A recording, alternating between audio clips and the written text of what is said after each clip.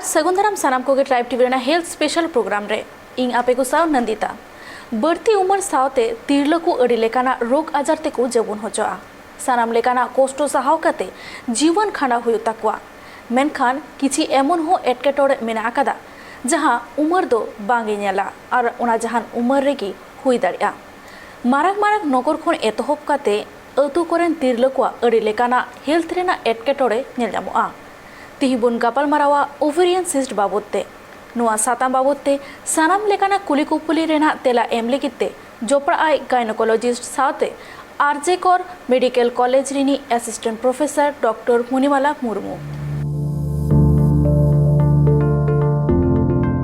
ovarian cyst तिरलकुआ हुयु को साधारण समस्या कना और नितार दो नोआ एटकेटोड़े बढ़ती इदी कना ओना खातिर ते तिरलकुआ अडिगान एटकेटोड़े तालाते जीवन खांडा हुयु तकवा ओवेरियन तिरलकुआ शारीरिक संचारण रेना अड़ी लक्तियाना हिस कना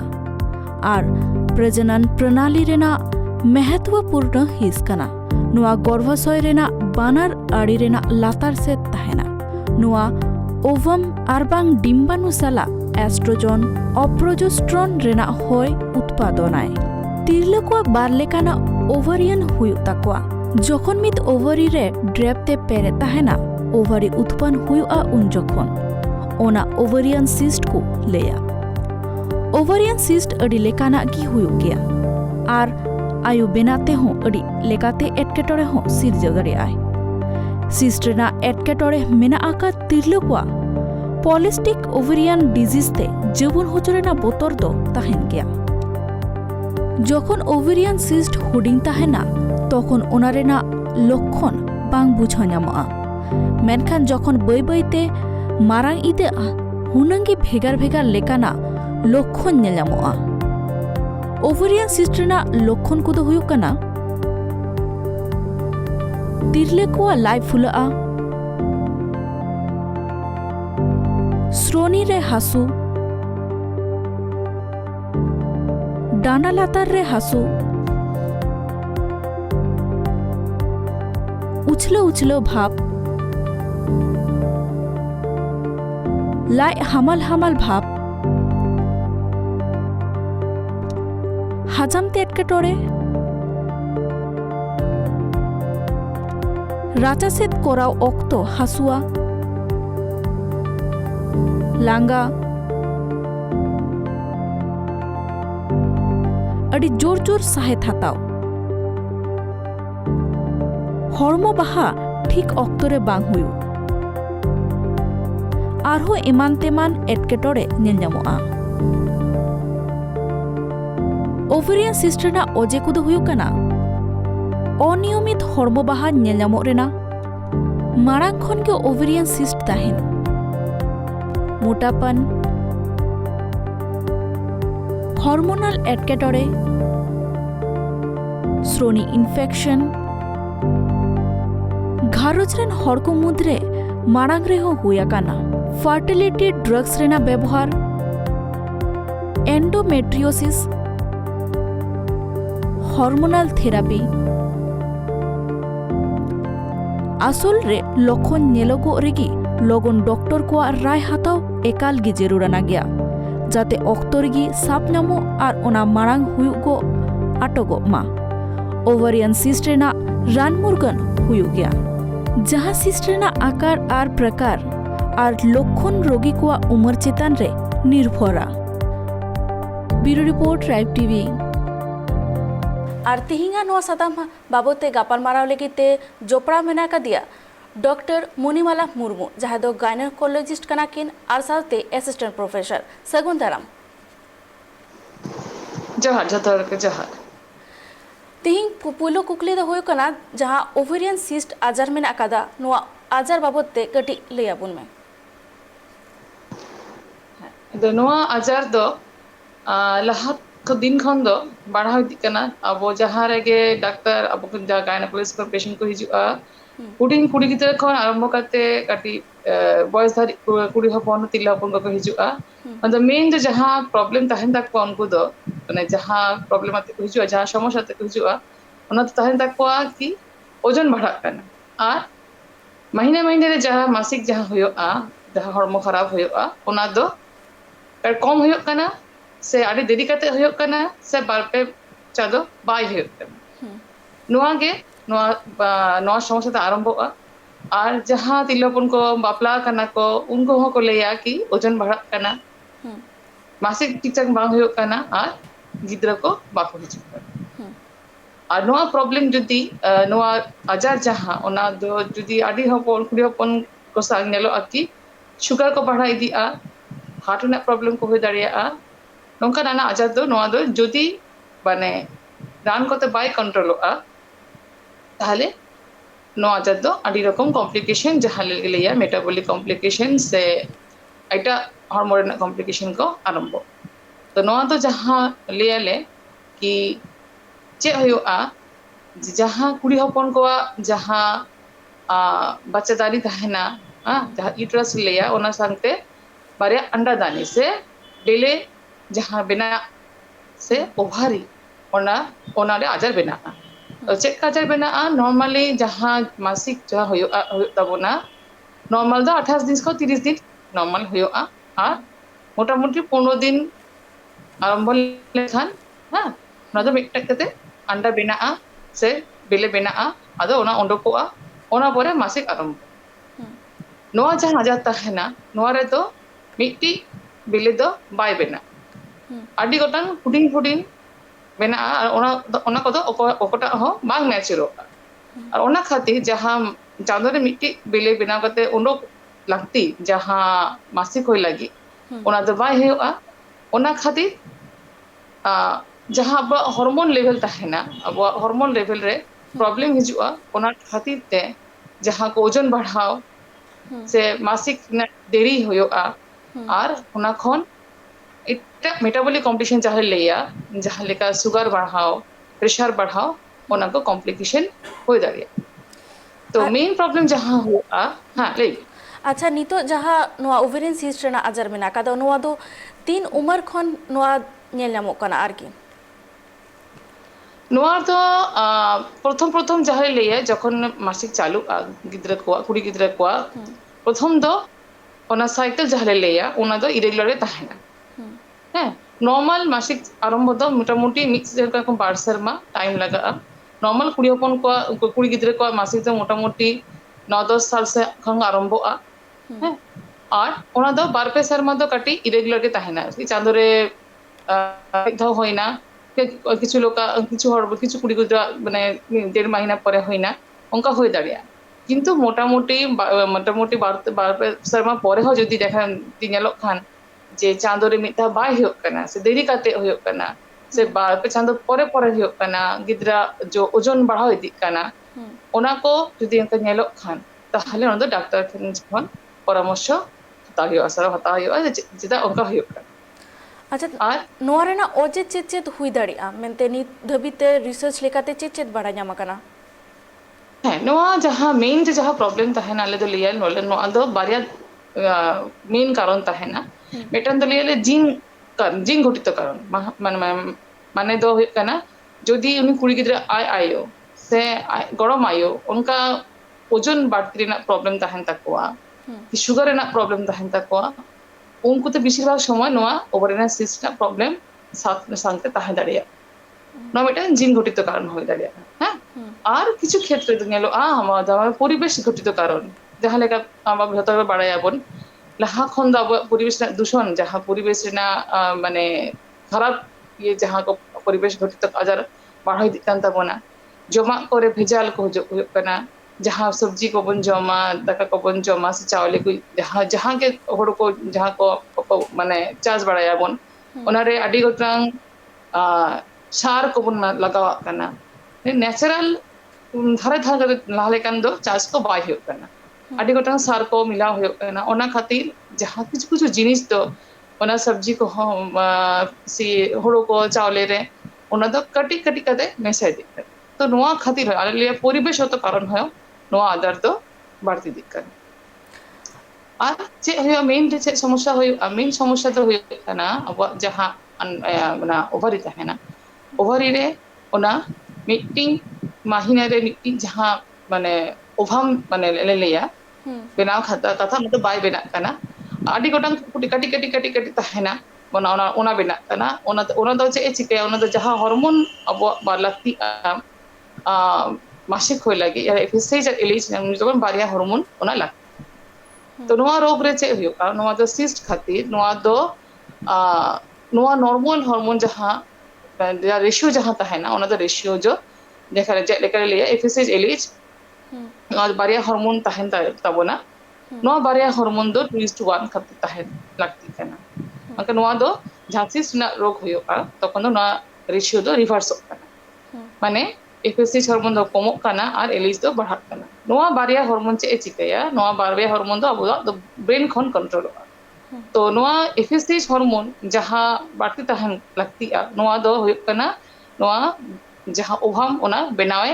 ᱥᱟᱦᱟᱡᱽᱡᱚ ᱟᱨ ᱮᱞᱤᱪ ᱦᱚᱨᱢᱚᱱ ᱡᱟᱦᱟᱸ ᱛᱟᱦᱮᱱᱟ ᱚᱱᱟ ᱫᱚ ᱚᱱᱟ ᱚᱵᱷᱟᱵ ᱫᱚ ᱚᱱᱟ ওভারি ᱠᱷᱚᱱ রিলিজ মানে অᱸᱰᱮ ᱠᱷᱚᱱ ওডোকে সাহায্যয়া ᱚᱱᱟ ᱯᱚᱨᱮ ᱡᱟᱦᱟᱸ ᱜᱤᱫᱽᱨᱟᱹ ᱦᱩᱭ ᱵᱚᱭᱚᱥ ᱨᱮ ᱚᱱᱟ ᱫᱚ ᱜᱤᱫᱽᱨᱟᱹ ᱦᱩᱭ ᱞᱟᱹᱜᱤᱫ ᱚᱱᱟ ᱫᱚ ᱟᱹᱰᱤ ᱞᱟᱹᱠᱛᱤᱜ ᱠᱟᱱᱟ ᱢᱮᱱᱠᱷᱟᱱ ᱱᱚᱣᱟ ᱥᱚᱢᱚᱭ ᱫᱚ ᱪᱮᱫ ᱦᱩᱭᱩᱜ ᱠᱟᱱᱟ ᱡᱚᱠᱷᱚᱱ ᱥᱤᱥ ᱵᱮᱱᱟᱜ ᱠᱟᱱᱟ ᱱᱚᱣᱟ ᱮᱞᱤᱪ ᱦᱚᱨᱢᱚᱱ ᱫᱚ ᱵᱟᱲᱦᱟᱜ ᱠᱟᱱᱟ ᱟᱨ ᱮᱯᱷᱮᱥᱤ ᱦᱚᱨᱢᱚᱱ ᱫᱚ ᱠᱚᱢᱚᱜ ᱠᱟᱱᱟ ᱚᱱᱟ ᱠᱷᱟᱹᱛᱤᱨ ᱡᱟᱦᱟᱸ ᱟᱵᱚᱣᱟᱜ ᱳভারি ᱨᱮ ᱚᱵᱷᱟᱵ ᱵᱮᱱᱟᱣ ᱠᱟᱛᱷᱟ ᱚᱱᱟ ᱫᱚ ᱵᱟᱭ ᱵᱮᱱᱟᱜ ᱦᱮᱸ ᱛᱚ ᱚᱱᱟ ᱠᱷᱟᱹᱛᱤᱨ ᱚᱱᱟ ᱨᱮᱱᱟᱜ ᱤᱱফᱟর্টিᱞᱤ ᱨᱮᱱᱟᱜ ᱯᱨᱚᱵᱞᱮᱢ ᱢᱤᱫᱴᱤᱡ ᱦᱩᱭᱩᱜᱼᱟ ᱟᱨ ᱪᱮᱫ ᱦᱩᱭᱩᱜ ᱠᱟᱱᱟ ᱚᱱᱟ ᱚᱵᱷᱟᱵ ᱵᱟᱭ ᱵᱮᱱᱟᱜ ᱠᱟᱱ ᱛᱮ ᱢᱟᱥᱤᱠ ᱵᱟᱭ ᱦᱩᱭᱩᱜ ᱠᱟᱱᱟ ᱢᱟᱥᱤᱠ ᱵᱟᱝ ᱦᱩᱭ ᱞᱮᱱᱠᱷᱟᱱ ᱪᱮᱫ ᱦᱩᱭᱩᱜᱼᱟ ᱟᱵᱚ ᱢᱟᱦᱤᱱᱟ ᱢᱟᱦᱤᱱᱟ ᱢᱟᱥᱤᱠ ᱡᱟᱦᱟᱸ ᱦᱩᱭ ᱞᱟᱹᱠᱛᱤ ᱚᱱᱟ ᱵᱟᱭ ᱦᱩᱭᱩᱜ ᱠᱟᱱᱟ ᱚᱱᱟᱛᱮ ᱤᱥᱴᱨᱳᱡᱮᱱ ᱢᱤᱫᱴᱟᱝ ᱦᱚᱨᱢᱚᱱ ᱡᱟᱦᱟᱸ ᱟᱵᱚᱣᱟᱜ ᱦᱚᱲᱢᱚ ᱨᱮᱱᱟᱜ ᱵᱮᱞᱮন্স ᱢᱮᱱᱴᱮᱱᱟ ᱠᱩᱲᱤ ᱦᱚᱯᱚᱱ ᱠᱚᱣᱟᱜ ᱦᱚᱲᱢᱚ ᱨᱮᱱᱟᱜ ᱵᱮᱞᱮন্স ᱢᱮᱱᱴᱮᱱᱟ ᱚᱱᱟ ᱫᱚ ᱵᱟᱹᱲᱛᱤ ᱤᱫᱤᱜ ᱠᱟᱱᱟ ᱴᱷᱤᱠ ᱜᱮᱭᱟ ᱢᱟᱥᱤᱠ ᱦᱩᱭ ᱞᱮᱱᱠᱷᱟᱱ ᱱᱚᱣᱟ ᱤᱥᱴᱨᱳᱡᱮᱱ ᱦᱚᱨᱢᱚᱱ ᱢᱟᱥᱤᱠ ᱡᱚᱠᱷᱚᱱ ᱚᱵᱷᱟᱵ ᱵᱮᱱᱟᱜᱼᱟ ᱚᱱᱟ ᱤᱥᱴᱨᱳᱡᱮᱱ ᱡᱚᱛᱚ ᱠᱷᱚᱱ ᱵᱮᱥᱤ ᱛᱟᱦᱮᱱᱟ তারপর আস্তে আস্তে কমᱚᱜᱼᱟ ᱟᱫᱚ ᱢᱟᱥᱤᱠ ᱵᱟᱭ ᱦᱩᱭᱩᱜ ᱠᱷᱟᱱ ᱪᱮᱫ ᱦᱩᱭᱩᱜ ᱠᱟᱱᱟ ᱤᱥᱴᱨᱳᱡᱮᱱ ᱦᱚᱨᱢᱚᱱ ᱫᱚ ᱵᱟᱲᱦᱟᱣ ᱨᱮᱜᱮ ᱛᱟᱦᱮᱱᱟ ᱚᱱᱟ ᱠᱷᱟᱹᱛᱤᱨ ᱡᱟᱦᱟᱸ ᱟᱵᱚᱣᱟᱜ ᱠᱩᱲᱤ ᱦᱚᱯᱚᱱ ᱠᱚᱣᱟᱜ ᱡᱟᱦᱟᱸ ᱧᱮᱞᱚᱜᱼᱟ ᱡᱩᱫᱤ ᱚᱱᱠᱟ ᱤᱥᱴᱨᱳ ᱦᱚᱸ ᱵᱟᱲᱦᱟᱣ ᱞᱮᱱᱠᱷᱟᱱ ᱚᱱᱟ ᱠᱷᱚᱱ ᱠᱚᱲᱟ ᱦᱚᱯᱚᱱ ᱦᱚᱨᱢᱚᱱ ᱡᱟᱦᱟᱸ ᱠᱚ ᱞᱟᱹᱭᱟ এন্ড্রোজেন হরমোন ᱚᱱᱟ ᱵᱮᱱᱟᱜ ᱦᱮᱸ ᱛᱚ ᱟᱨ ᱚᱱᱟ ᱠᱷᱟᱹᱛᱤᱨ ᱚᱱᱟ ᱫᱚ ᱠᱩᱲᱤ ᱦᱚᱯᱚᱱ ᱠᱚᱣᱟᱜ ᱦᱚᱲᱢᱚ ᱨᱮ ᱠᱚᱲᱟ ᱦᱚᱯᱚᱱ ᱞᱮᱠᱟ ᱵᱮᱥᱤ ᱩᱵ ᱧᱮᱞᱚᱜᱼᱟ ᱟᱹᱰᱤ ᱥᱚᱢᱚᱭ ᱚᱱᱟ ᱢᱚᱪᱟ ᱠᱚᱨᱮ ᱦᱚᱸ ᱩᱵ ᱵᱮᱥᱤ ᱧᱮᱞᱚᱜᱼᱟ ᱛᱚ ᱱᱚᱣᱟ ᱫᱚ ᱞᱟᱹᱭᱟ ᱦᱤᱨᱥᱩᱴᱤᱡᱚᱢ ᱠᱚ ᱞᱟᱹᱭᱟ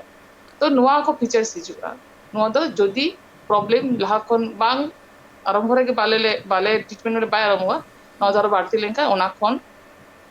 ᱤᱥᱴᱨᱳᱡᱮᱱ ᱦᱚᱨᱢᱚᱱ ᱵᱟᱹᱲᱛᱤ ᱠᱷᱟᱹᱛᱤᱨ ᱠᱳᱞᱮᱥᱴᱨᱚᱞ ᱠᱚ ᱯᱨᱚᱵᱞᱮᱢ ᱠᱚ ᱦᱤᱡᱩᱜᱼᱟ ᱦᱟর্ট ᱯᱨᱚᱵᱞᱮᱢ ᱦᱤᱡᱩᱜᱼᱟ ᱟᱨ ᱪᱮᱫ ᱦᱩᱭᱩᱜᱼᱟ ᱱᱚᱣᱟ ᱦᱚᱨᱢᱚᱱ ᱫᱚ মানে ᱱᱚᱣᱟ ᱨᱳᱜᱽ ᱟᱡᱟᱨ ᱨᱮᱱᱟᱜ ᱟরেকটা মেন প্রবলেম ᱦᱩᱭᱩᱜ ᱠᱟᱱᱟ ᱡᱮ ᱱᱚᱣᱟ ᱫᱚ ᱦᱚᱲᱢᱚ ᱨᱮᱱᱟᱜ ᱡᱟᱦᱟᱸ ᱟᱵᱚᱣᱟᱜ ᱤᱱᱥᱩᱞᱤᱱ ᱡᱟᱦᱟᱸ ᱢᱮᱱᱟᱜᱼᱟ ᱡᱟᱦᱟᱸ ᱥᱩᱜᱟᱨ হজম লাগি মেটাবলিজম লাগি আᱹᱰᱤ দরকার ᱚᱱᱟ ᱫᱚ ᱵᱟᱭ ᱠᱟᱹᱢᱤᱭᱟ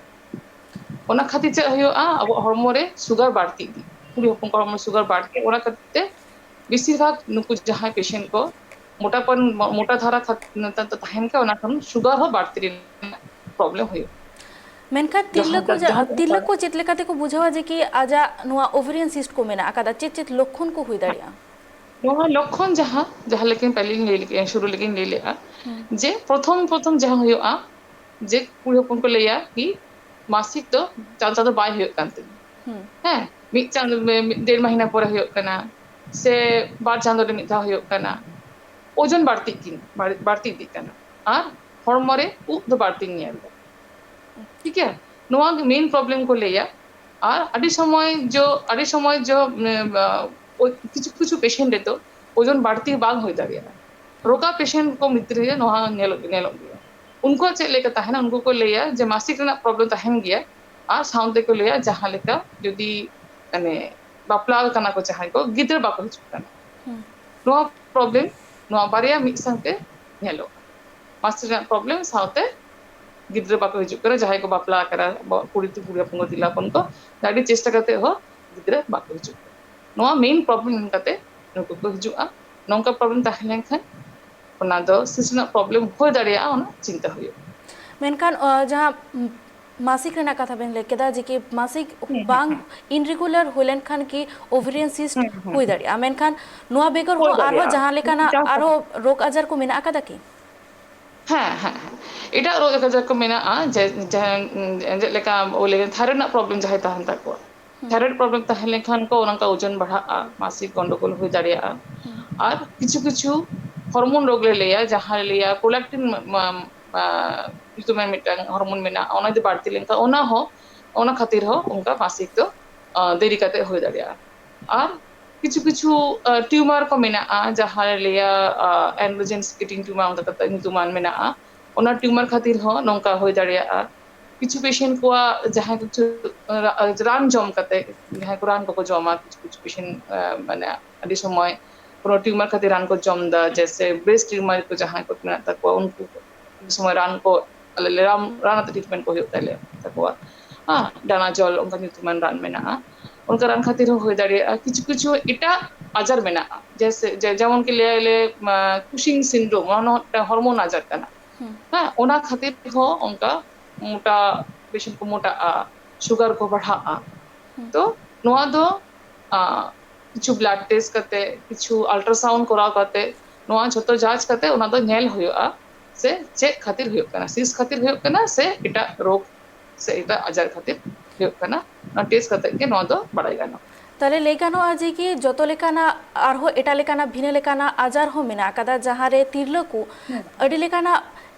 বলে দাঁড়িয়ে টেস্ট মাধ্যম থেকে বাড়াইওয়া যে কি নোয়া ওভেরিয়ান সিস্ট কানা সে এটা আজার কানা ওনা লেগিতে সানাম को বাড়াই लगती কানা যে কি নোয়া আজার লেগিতে আডি কান তিরলকু মেনাকাত को যে কি ডাক্তার ठेर बाकु चला जे कि मासिक इन रेगुलर हुलेन खान जे कि डाक्टर ठे चलाव कते बांकु पुष्ट सहित बाकु ले दाड़िया से लाजा को अडी गान तिरलकु मेनाकादा ओनाते सानाम को पहिल रे दो डॉक्टर ठेन की सेन काते आको एटकेटोरे रेना कथा लैया को हुआ एने खान सोलहे डहार लगन के नामोआ नुआ साथम इदी काते आरो कपाल मारा हुआ ओना मारांग रे नित अक्तो हेकाना हुडिंग माछा जीरो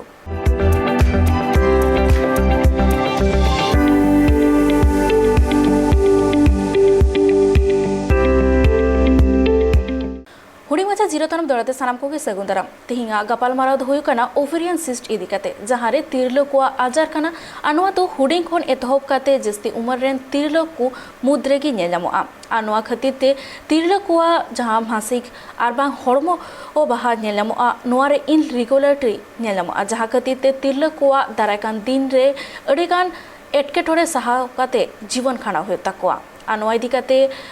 आले साला जोपड़ा मने कदे डॉक्टर मुनिमाला मुर्मू जहां ओ नुआ आजार बाबू तेले अपुन कना आर साथे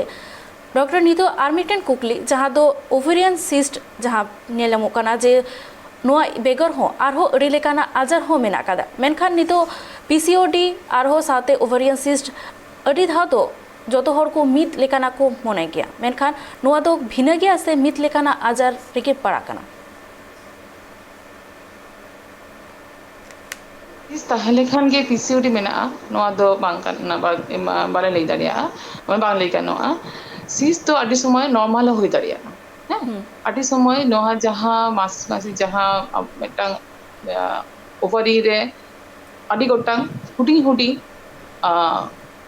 आलिया द फॉलिकल को लेया नो ताहेना नोआ जखन मासिक समय जहां मासिक जखन नॉर्मल होया तखन ओना हार्मोन खातिर कुछ कुछ समय ओना फॉलिकल खन जहां कोन ओना आस्ते आस्ते मारांग काते उहाम बेना ओना रे सिस्ट होय दाड़िया नो दो नॉर्मल ले लिया फॉलिकुलर सिस्ट को ले देना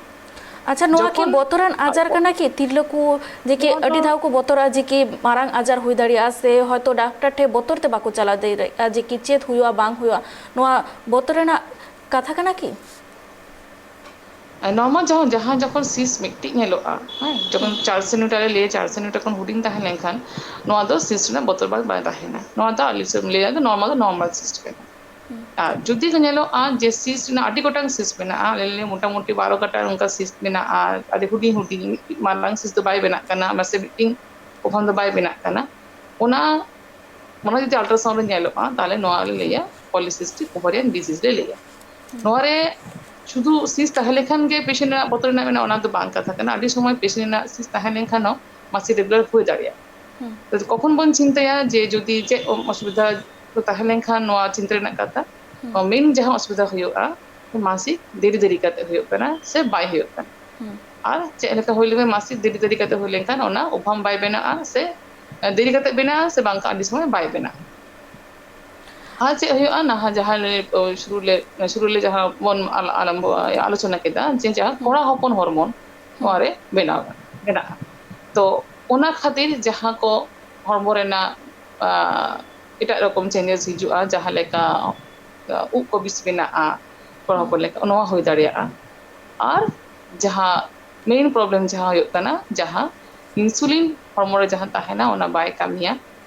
ᱟᱨ ᱚᱱᱟ ᱠᱷᱟᱹᱛᱤᱨ ᱡᱟᱦᱟᱸ ᱥᱩᱜᱟᱨ ko লেভেল ko বাড়া তো ᱱᱚᱣᱟ ᱜᱮ ᱰᱤফᱟরেন্স ᱦᱩᱭᱱᱟ ᱡᱮ নরমাল সিস্ট ᱠᱷᱚᱱ পিসিওডি ᱨᱮᱱᱟᱜ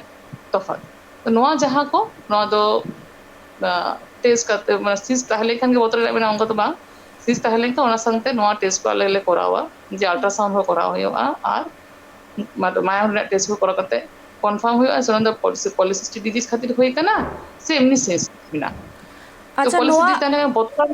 ᱱᱚᱣᱟ ᱳভারিᱭᱟᱱ ᱥᱤস্ᱴ ᱠᱷᱚᱱ ᱵᱟᱧᱪᱟᱣ ᱞᱟᱹᱜᱤᱫ ᱛᱮ ᱪᱮᱫ ᱠᱚᱨᱟᱣ ᱞᱟᱹᱠᱛᱤ ᱠᱟᱱᱟ ᱛᱤᱨᱞᱟᱹ ᱠᱚᱣᱟᱜ ᱡᱮ ᱠᱤ ᱟᱫᱷᱚᱢ ᱠᱚ ᱞᱟᱹᱭᱟ ᱡᱮ ᱠᱤ ᱡᱚᱢ ᱧᱩ ᱪᱮᱛᱟᱱ ᱨᱮᱦᱚᱸ ᱰᱤᱯᱮন্ডᱚᱜᱼᱟ ᱡᱮ ᱠᱤ ᱪᱮᱫ ᱟᱡᱟᱨ ᱦᱩᱭ ᱫᱟᱲᱮᱭᱟᱜᱼᱟ ᱵᱟᱝ ᱦᱩᱭ ᱫᱟᱲᱮᱭᱟᱜᱼᱟ ᱛᱚ ᱚᱱᱟ ᱠᱷᱟᱹᱛᱤᱨ ᱛᱮ ᱱᱚᱣᱟ ᱞᱟᱹᱜᱤᱫ ᱢᱟᱱᱮ ᱱᱚᱣᱟ ᱴᱮᱠᱟᱣ ᱫᱟᱨᱟᱢ ᱥᱮ ᱟᱨ ᱵᱟᱝ ᱱᱚᱣᱟ ᱡᱮᱱᱚ ᱟᱞᱚ ᱦᱩᱭᱩᱜ ᱢᱟ ᱱᱚᱣᱟ ᱞᱟᱹᱜᱤᱫ ᱛᱮ ᱛᱤᱨᱞᱟᱹ ᱠᱚᱣᱟᱜ ᱪᱮᱫ ᱠᱚᱨᱟᱣ ᱫᱚᱨᱠᱟর तो जहाँ लेका लहाते बन लई केआ नोआ द मेन फैक्टर बताहन kana बारिया जहाँ द जीन घटित फैक्टर जेनेटिक फैक्टर ले लिया आर मिट्टी है kana एनवायरमेंटल फैक्टर तो जहाँ रे जीन घटित फैक्टर बेनाआ ओना रे दो रोग दो अटका बाय गानोआ मेनखान कंट्रोल गानोआ हैं मेन चेक लेका जुदि ताहेलेंसिस ताहेलेंखान जहाँ माने मासिक ना गंडगोल होइले हो जुदि लहा खन रान एम गानोआ ताहले কিছুটা রেগুলার করা গানো তো জিন ঘটিত ফ্যাক্টর ᱫᱚ ᱟᱵᱚ ᱫᱚ ᱵᱟᱵᱚᱱ ᱟᱴᱚᱠ ᱫᱟᱲᱮᱭᱟᱜᱼᱟ ᱢᱮᱱ ᱡᱟᱦᱟᱸ ᱟᱴᱚᱠ ᱜᱟᱱᱚᱜ ᱛᱟᱦᱮᱱᱟ ᱠᱤ ᱡᱟᱦᱟᱸᱛᱮ ᱱᱚᱣᱟ ᱵᱟᱭ ᱵᱟᱲᱦᱟᱜ ᱛᱚ ᱱᱚᱣᱟ ᱞᱟᱹᱜᱤᱫ ᱟᱞᱮ ᱞᱮ ᱞᱟᱹᱭᱟ कि लाइफस्टाइल मॉडिफिकेशन ᱞᱟᱹᱠᱛᱤ ᱠᱟᱱᱟ लाइफस्टाइल मॉडिफिकेशन ᱢᱟᱱᱠᱷᱟᱱ ᱪᱮᱫ ᱞᱮᱠᱟ ᱱᱚᱣᱟ ᱫᱚ ᱡᱟᱦᱟᱸᱛᱮ ᱳᱡᱚᱱ ᱵᱟᱭ ᱵᱟᱲᱦᱟᱜ ᱢᱟ সুগার को ᱵᱟᱭ ᱟᱞᱚᱭ ᱵᱟᱲᱦᱟᱜ ᱢᱟ ᱟᱨ ᱡᱟᱦᱟᱸᱛᱮ প্রেসার করে সমস্যা আলোয় হিজুᱜ তো ᱱᱚᱣᱟ ᱞᱟᱹᱜᱤᱫ ᱪᱮᱫ ᱠᱚ ᱠᱚᱨᱟᱣ ᱦᱩᱭᱩᱜᱼᱟ ᱱᱚᱣᱟ ᱡᱮᱦᱮᱛᱩ ᱢᱤᱫᱴᱮᱡ ᱢᱮᱱ সমস্যা ᱦᱩᱭᱩᱜ ᱠᱟᱱᱟ ᱡᱮ ᱡᱟᱦᱟᱸ ᱤᱱᱥᱩᱞᱤᱱ ᱦᱚᱨᱢᱳᱱ ᱨᱮᱱᱟᱜ ᱵᱟᱭ ᱠᱟᱹᱢᱤᱭᱮᱫᱟ ᱛᱟᱦᱞᱮ ওজন ᱵᱟᱲᱦᱟᱣ ᱨᱮᱱᱟᱜ ᱪᱟᱱᱥ ᱛᱟᱦᱮᱱᱟ তো যাহাতে ইনসুলিন মেন কামিয়ে যে আবহাওয়া সুগার লেভেল ওনা কমে সাহায্য ᱤᱱᱟᱹ ᱠᱷᱟᱹᱛᱤᱨ ᱛᱚ ᱡᱟᱦᱟᱸᱭ ᱠᱚ ᱱᱚᱣᱟ সিস্ট মানে মোটামুটি ডায়াগনোসিস ᱦᱩᱭᱱᱟ ᱥᱮ ᱵᱟᱲᱟᱭ ᱧᱮᱞ ᱱᱟᱠᱤ ᱞᱟᱦᱟ ᱠᱷᱚᱱ ᱢᱮᱱᱟᱜ ᱩᱱᱠᱩ ᱫᱚ মানে ᱱᱚᱝᱠᱟ ᱫᱟᱠᱟ ᱠᱚ ᱡᱟᱦᱟᱸ ᱡᱤᱱᱤᱥ ᱨᱮ ᱵᱮᱥᱤ সুগার ᱢᱮᱱᱟᱜᱼᱟ ᱥᱮ ᱥᱚᱨᱠᱚᱨᱟ ᱵᱮᱥᱤ ᱢᱮᱱᱟᱜᱼᱟ ᱡᱮᱢᱚᱱ ᱫᱟᱠᱟ ᱠᱚ আলু ᱠᱚ মিঠা জিনিস ᱠᱚ ᱚᱱᱟ ᱠᱚᱫᱚ ᱠᱚᱢ ᱦᱩᱭᱩᱜ ঠিক আছে আর ᱪᱮᱫ ᱠᱚ ᱡᱟᱦᱟᱸᱛᱮ সুগার ᱠᱷᱚᱱ প্রেসার ᱨᱮᱱᱟᱜ ᱡᱮ ᱯᱨᱮᱥᱟᱨ ᱥᱮ ᱠᱳᱞᱮᱥᱴᱨᱚᱞ ᱨᱮᱱᱟᱜ ᱵᱟᱹᱲᱛᱤ ᱨᱮᱱᱟᱜ সমস্যা ᱛᱟᱦᱮᱸ ᱦᱩᱭ ᱫᱟᱲᱮᱭᱟᱜᱼᱟ ᱚᱱᱟ ᱠᱷᱟᱹᱛᱤᱨ ᱛᱮ ᱡᱟᱦᱟᱸ ᱵᱮᱥᱤ ᱩᱥᱩᱨᱩᱢᱟᱱ ᱡᱤᱱᱤস ᱠᱚ ᱚᱱᱟ ᱠᱚᱫᱚ ᱮᱠᱫᱚᱢ ᱜᱮ ᱠᱚᱢ আর সাথে যাতে ওজন বাই বাড়ায় মনে খাতি তো রেগুলার এক্সারসাইজ কো করাও লাগতে কানা হ্যাঁ আর বেশি কাতে মানে সবুজ যাহা শাকসবজি কো ওনা কো জমে লাগতে তাহলে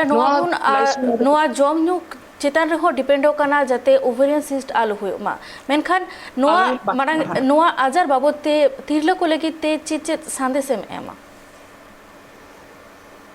ᱱᱚᱣᱟ ᱟᱡᱟᱨ ᱛᱟᱞᱟᱛᱮ ᱟᱵᱚᱣᱟᱜ ᱛᱤᱨᱞᱟᱹ ᱦᱚᱯᱚᱱ ᱠᱚ ᱠᱷᱟᱥ ᱠᱟᱛᱮ ᱟᱵᱚᱣᱟᱜ ᱟᱹᱫᱤᱵᱟᱹᱥᱤ ᱛᱤᱨᱞᱟᱹ ᱦᱚᱯᱚᱱ ᱠᱚ ᱱᱚᱣᱟ ᱜᱤᱧ ᱢᱮᱛᱟ ᱠᱚᱣᱟ कि যখন গে ᱧᱮᱞ ᱫᱟᱯᱮ ᱡᱮ মাসিক টাইম টাইম বাই ᱦᱩᱭᱩᱜ ᱠᱟᱱᱟ দেরি আᱹᱰᱤ দেরিᱜ ᱠᱟᱱᱟ ᱥᱮ ᱦᱩᱭᱩᱜ ᱠᱟᱱᱟ ᱠᱚᱢ ᱦᱩᱭᱩᱜ ᱠᱟᱱᱟ ᱥᱮ ওজন ᱵᱟᱲᱦᱟᱣ ᱤᱫᱤᱜ ᱠᱟᱱ ᱛᱟᱵᱚᱱᱟ ওজন ᱵᱟᱲᱦᱟᱣ ᱤᱫᱤᱜ ᱠᱟᱱᱟ ᱞᱟᱸᱜᱟ ᱵᱚᱱ ᱵᱩᱡᱷᱟᱹᱣᱫᱟ ᱦᱚᱲᱢᱚ ᱨᱮ ᱵᱮᱥᱤ ᱩᱵ ᱧᱮᱞᱚᱜ ᱠᱟᱱᱟ ᱥᱮ ᱡᱟᱦᱟᱸᱭ ᱠᱚ ᱛᱤᱨᱞᱟᱹ ᱦᱚᱯᱚᱱ ᱠᱚ ᱵᱟᱯᱞᱟ ᱠᱟᱱᱟ ᱵᱚᱱ আর বাপলা পরে হো ñেলᱚᱜ ᱠᱟᱱᱟ कि ᱢᱤᱫ ᱵᱚᱪᱷᱚᱨ ᱪᱮষ্টা ᱠᱟᱛᱮ ᱜᱤᱫᱽᱨᱟᱹ ᱠᱚ ᱵᱟᱠᱚ ᱦᱤᱡᱩᱜ ᱠᱟᱱᱟ ᱢᱟᱥᱤक ᱠᱚ ᱜᱚᱲᱵᱚᱲ ᱤᱫᱤᱜ ᱠᱟᱱᱟ ᱢᱩᱞᱚᱛᱚ